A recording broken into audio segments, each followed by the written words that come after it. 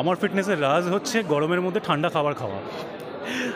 ফিটনেসের রাজ কিছু নেই, it's just form of discipline, comes with our work. আমাদের কাজের একটা অংশ হচ্ছে to remain physically fit, not just মানে রোগা থাকা বা স্ক্রিনের জন্য একদম ফিটফাট থাকা, বাট অলসো ভেতরে ভেতরে ফিট থাকা, বিকজ আমরা প্রচণ্ড ইন্টেন্সলি শ্যুট করি। সো আমাদের নিজস্ব হেলথ, নিজস্ব স্ট্যামিনা, ইটস ভেরি ইম্পর্টেন্ট।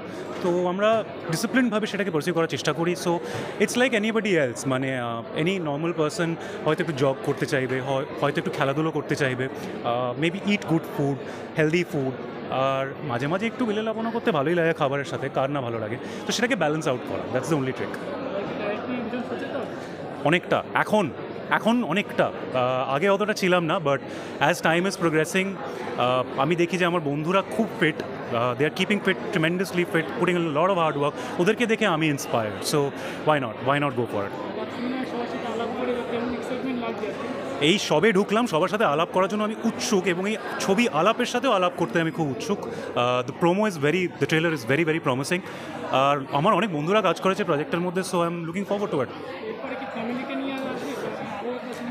আমার ফ্যামিলি এখন হচ্ছে সবাই চারিদিকে ঘুরে বেড়াচ্ছে। আমার ভাই বম্বেতে, বাবা মা চণ্ডীগড়ে, দেবাদ্রিতা ইজ শুটিং। তো সব কিছু মিলিয়ে মিশিয়ে সবার শিডিউল যদি এক জায়গা হয়, I would love to watch this film with my family, and I would also like to ask the audiences to watch the film as well with their family.